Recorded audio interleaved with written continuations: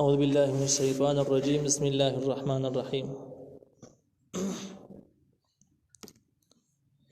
لا يحل لك النساء من بعد ولا أن تبدل بهن من أزواج ولو أعجبك حسنهن.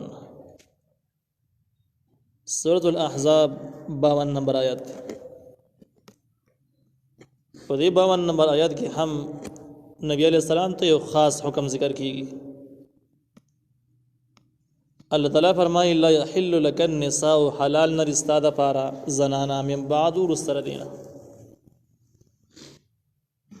ولا ان تبدل بهن من ازواج او نه دا چې ته بدل کی د زنانو لرا په نور زنانو سره ولو اعجبك اگر که تعجب کې واجب تعالی لرا حسنهن خائز ده هوی الا ما ملكت يمينك بغیر د هغه نه چې مالکان شوی دي خیلاسونه استاجوین زیری نو هغه جایز دي. وکان الله على كل شيء رقيبا او دی الله تعالی په هر څه باندې نگهبان هر څه لره سارون کی. د آیا ظاهر نه د څه معلومیږي چې نبی علیہ السلام تر دې زنانو د نکاحونو نه بعد د نور نکاحونو نه منع وشول نور نکاحونه باندې کیږي کوم نکاحونو نه نو دي کې اگر چې مفسرین او اقوال مختلف دي. یو قول باندې کې دا ده چې کوم زنانه په حال په نکاح کې موجود دي او دوی سره دا خبره منلې ده چې بس الله راضي او د الله تعالی احکام په ځای باندې خیر کې دی بیان تر د خپل حقونه پوره میلاو نشي نمبر دی اخوا دی خواشدام څه خبره نه ده په دې راضي دي صرف په دې خوشاله ده چې الله راضي چې د نبی په نکاح کې پاتې شي. نو دغه نوروز ته بیا تر لپاره نور زنانه اخستل دغه نوروز ته یا بدلول جایز نه دی. دا یو قول دی. د خدا قول په خپل ځای باندې پاتې لري کې پاتې نه دی. نو بده کې د نور ځینې مفسرین دا رائے هم شته دی چې اصل کې د دې آیت معنی هم دقه ده لیکن د آیت منسوخ دی. کله چې نبی عليه السلام په نکاح کې نه بیان موجود وي د آیت نازل شو. خود دغه د نازلېدل نوروز ته 50 نمبر آیات چې کوم دی په نزول کې هغه د نوروز ته دی بیا غ نازل شوی دی. هغه آیات 50 نمبر د آیات منسوخ کړي دی د حکم منسوخ دی. دا ځینې مفسرین رائے ده او ځینې مفسرین وایي نه دا منسوخ نه دی د دې مطلب بل مطلب یې څه دی. اصل کې مخکې د څلور قسمه زنانه ذکر شوی نبی عليه السلام د پاره رسالت لپاره دغه نکاحونه صحیح دي دا موجوده نکاح صحیح دي دغه شان د کې کوم زنانه ته ځان او بخي په خپل باندې دام ټیک ده د ماماګانو د خاندان سره کرشته و چې دام ټیک ده کله قریشو د خاندان سره حضرت لوناری د تروریانو لوناری هغه سره نکاح و چې دام ټیک ده خو دغه څلورو قسمونو نوروز ته نورو قسمونو کې نکاح کول عیسایانو سره نکاح کول مجوسیانو سره کول يهوديانو سره کول اعرابيان باندچیانو سره نکاح کول دغه زنانه سره نکاح کول جایز نه دی وای دا مطلب دی. خو د دې نورسته بیا نور نکاحونه نبی عليه السلام کړي نه دي. ولا ان تبدل بهن من ازواج ولو اعجبك حسنهن او دا در له هم جایز نه دي چې ته بدل کې د زنانه لره په نور زنانه سره. دا د عرب یو باطل رواج ته پکې اشاره ده. تفسیر تفهیم القرآن ذکر کړی دي عربو کې د رواج و جاغب عام طور زنانه به یو بل سره بدلولي جابه زنانه خو خنو هغه بل ته بیا والا کړل هغه بل نه بیزان لرا واستله د جهالت یو رواج جاری اول دی رواج د مخنیوي د پاره الله تعالی نبی عليه السلام مخاطب اگر که نبی عليه السلام د څه نه کړیو نه کوله خدای دې د پاره مخاطب کې چې امت خبره واوري بدی معنی پوښتنه چې دوی د څه چرته کې نو ولا انت تبدل بهن من ازواج او نه دا چې تبدل کې زنانه لره بنور زنانه سره عربي رواج چې کوم دی هغه کې جاهلي رواج پکې ونه کې نو امت ته خبر اورول چې تاسو د کار رضانو سره داسې کارونه کوي. ولو اعجبك حسنهن اگر که په تعجب کې اچ تعالی خاص دغه نور خزوبیا هم بدلول جایز نه دي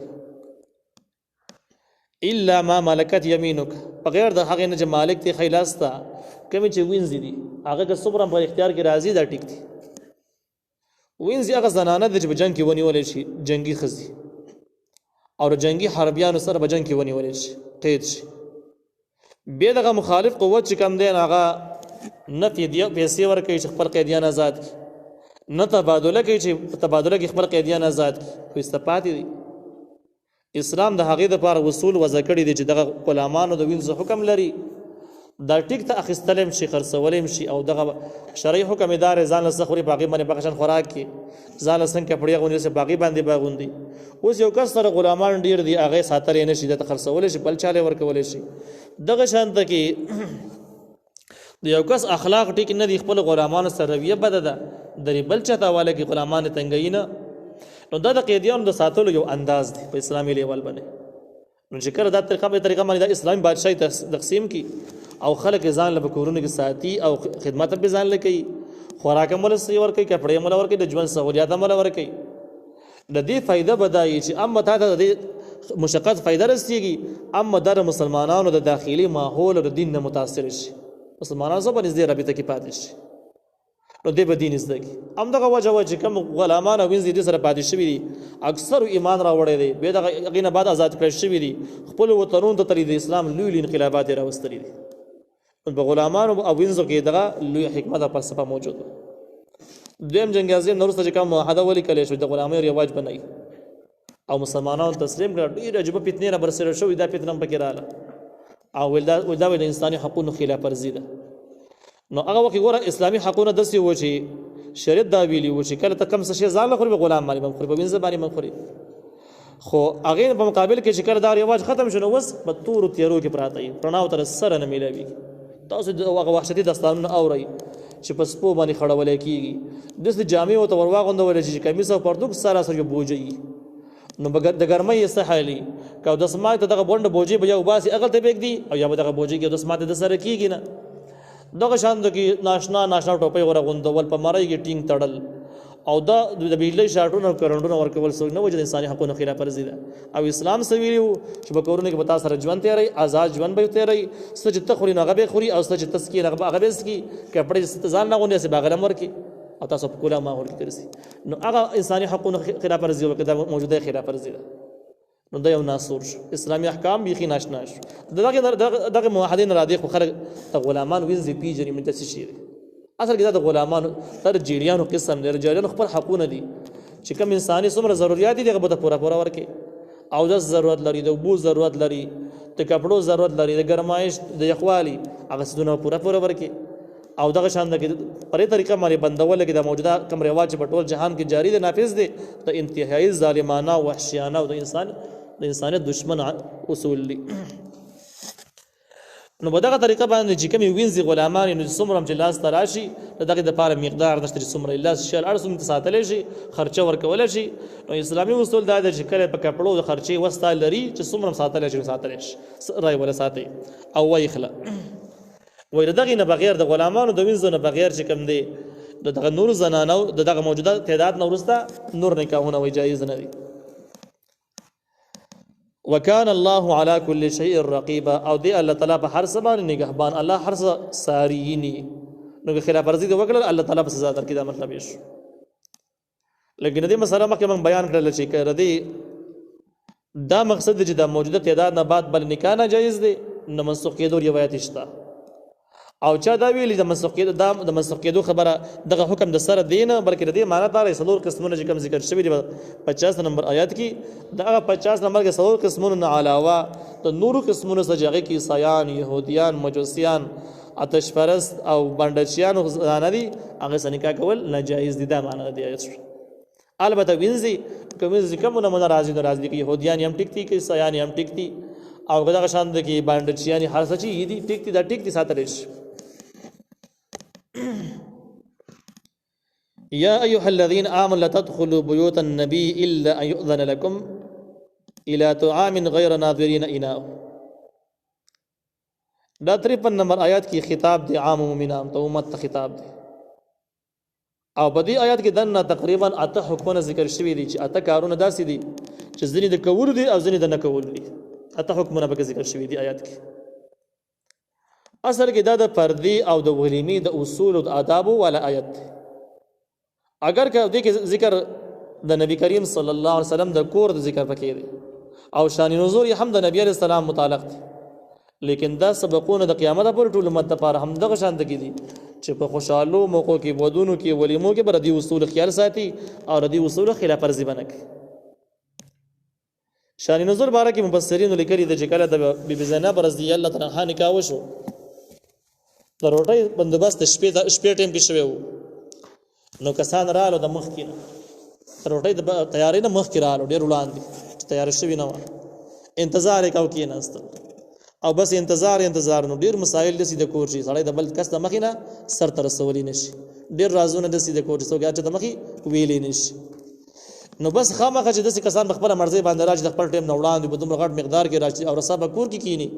کم چې عام د ژوند اصول دي ژوند زګینې د پخلي زګینې د کور زنانه دي هغه زګې کینی خامخا دې سړی تنګي که د خپل ولې نه سړی تنګي نو نبی علیہ السلام په دې باندې موږ ته کې بڑا کې پټ خپه خو د خپل حیا د وجنه اس غږ نه کوي اظهار نه کوي ظاهر آثار به نه سترګندې د جبدي کار باندې ټیک خوشاله نه دي دومره مخې راته په کور کې دنه کې ناستر باندې راځي نه دي اگر کدا کسان نزدیک کسان بیر دې نورسته چې کله روټي خوړل شو شپې نا وخت ټیم دی درې کسان په قصو باندې ورغلي د قصې کې یو ګدي قصې راغست نبی علیہ السلام دې قصو ډیر زیات تنگ شو پاسه لاړ د یوې بیبي کرا ورغه الته لکس اسار شو بلې کرا ورغه ټول بیبيانو کړ چکر ولګا ډیر نا وخت لري راغه بیا کسان ناست قصې نه پاسه نبی علیہ السلام ډیر زیات وړه کې خپش بیا پاسه لاړ د بیبي عائشہ رضی الله عنها کوړه نه نوت او د کافي زمانه ډیر مثال شو ډیر مثال شو بیا راغی پامه جو کو کسان پاسې دی الله رحم کړو پاسې دی لیکن نبی علیہ السلام بده منډر خپه شو چې ورته مستلم روټل راغختلوي دې د پاره مې نه وي چې دلته کې خپل اجلاس او میټینګ دې زګین تراوړو د نیمه شپې پورې کېږي دی وجنه نبی علیہ السلام شپې تهجد پر نبی علیہ السلام باندې پارس د ورځې واز نصیحت دعوت او دنیا ذمہواری هم د سلطنت د ریاست ذمہواری هم د تبلیغ ذمہواری هم د جهادي ذمہواری هم د مظلومانو یتیمانو هر فرد خبرګيري د ظالمانو د دشمنانو د احوالو د پوره خبرېدل د هغه پوره د هغه خلاف تیارې نیول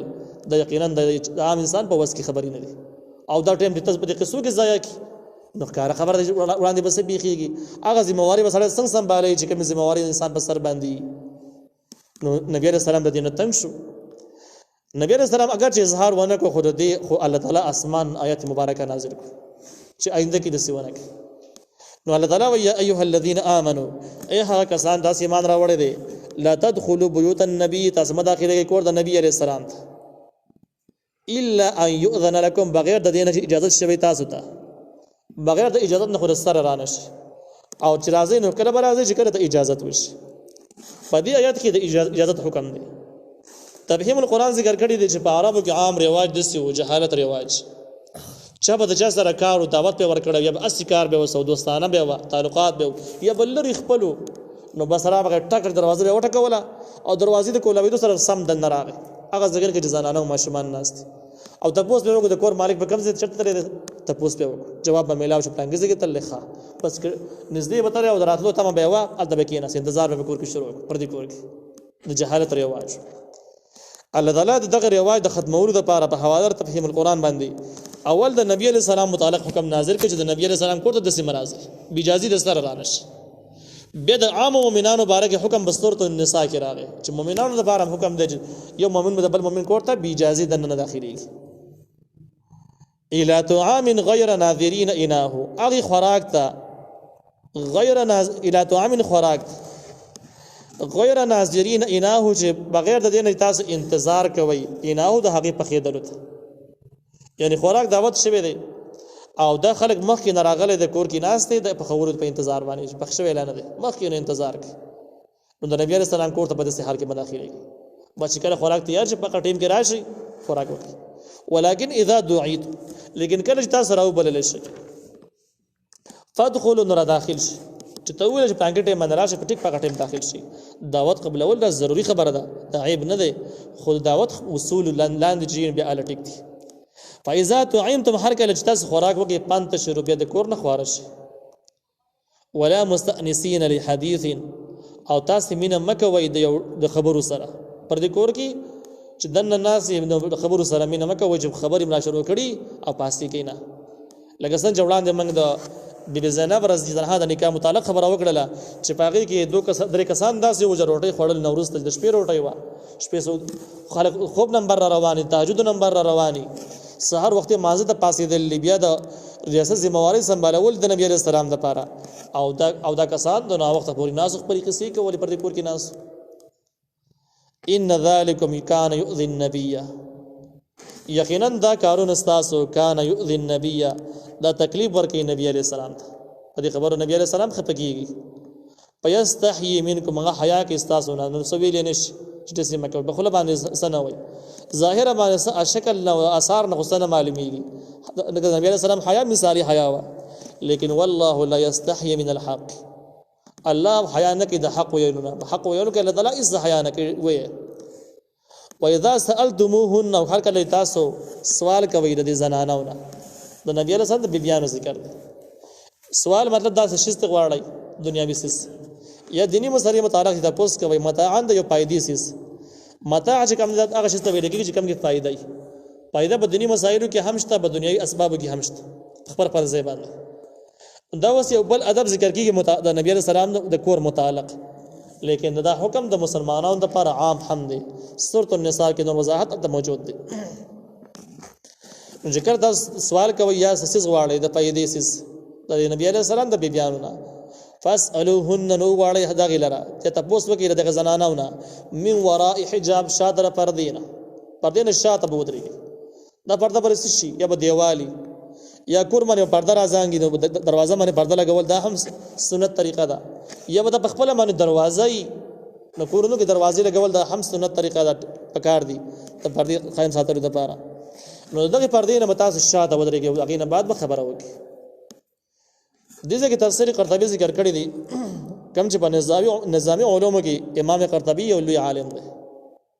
وې دې ځکه نه دا مسلې هم معلومیږي چې کمی خبرې د ضرورتو دي او د فائدې دي، دینی خبرې دي یا دنیاوی ضرورت دي، او دې مینس کې د فردي اهتمام موجود دي. نو زنانو سره خبرې کول او دا غینه تاسو کول یا یو څه خوختل دا جایز دي، لکه څنګه چې دې کې حکم ذکر شو. اگر کړه دې مخاطب خدای نبی علیہ السلام بیان دي، لیکن امت لپاره هم د قشانه کې سبق او اصل کې د نبی علیہ السلام بیان مخاطب کول او بیا امت لپاره تعلیم ورکول او طریق انداز دسي دي چې د نبی علیہ السلام بیان د ټول امت میان دي. دا غسته د اچا نکاح کول د نبی علیہ السلام د وفات نه بعد هم ممکن نه ناجایز، ځکه مور سره نکاح نه کیږي. کله چې د نبی علیہ السلام د بیان سره نکاح چې وسره ممکن نه دی، هغه سره مخامخ خبرې نشي کولای برای راست، او داغې نه پرده کول ضروری دی. پردې نه شاته به ودرېږي، دروازې نه شاته، دیوال نه شاته، پردې نه شاته، هغې نه بعد به خبره کې. نو عام امتیان چې کوم دي او عام زنانو متعلق بیا د دې زمانې چې د فتنو اکثریت ته د نفساني خواهشاتو غلبه ده، نو په دې کې ډېر اهتمام سره چې کوم دی د پردې اهتمام انتهایی ضروری دی، ډېر بېحده ضروری دی. همدغه دینی مسایل دی بیان شي، دنیوي ضرورت مطالبه دی وشي، خو پردې په منځ کې انتهایی ضروری وګڼل شي. دا مطلب یې ذالکم اطهر لقلوبکم، دا ډېر پاکیزه طریقه را ستاسو د زړونو لپاره. څه مطلب؟ کله چې ماحول به داسې د پردې او داسې د اهتمام شي، نو بړونو کې شکونه او شبهات د سره نه راولاړېږي، په زړونو کې وسوسې د سره نه وي. وقلوبهن، زړونو د زنانو لپاره نه به ښځو زنانو په زړونو کې وسوسې راولاړېږي او نه به شکونه راولاړېږي، او نه به د نارینهو په زړونو کې شکونه او وسوسې راولاړېږي. شکونو د وسوسو نه به د نارینهو زړونه هم پاکي او د زنانو زړونه به هم پاکي. وما كان لكم، او نه جایز تاسو د پاره ان تؤذوا رسول الله، تاسو تکلیف ورکړئ د الله تعالی پیغمبر ته، ولا ان تنكحوا، او نه تاسو نکاح وکړئ ازواجه د بیبیانو د هغه سره، د نبی علیہ السلام بیبیانو سره نکاح وکړئ من بعده وروسته د وفات هغه نه، ابدا د همیشه د پاره. په دې کې څلور وجوهات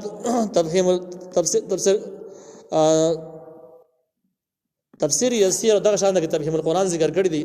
او احسن کلام هم، چې د دې وجوهات څلور دي. یو وجه دا ده چې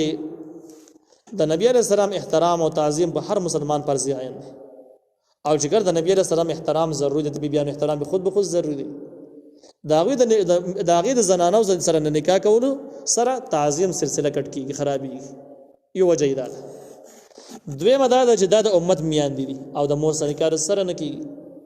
درېمه دا ده چې نبی علیہ السلام بیبیانې به د قیامت په ورځ باندې د نبی علیہ السلام سره پکار دي، هغه مستحق دي.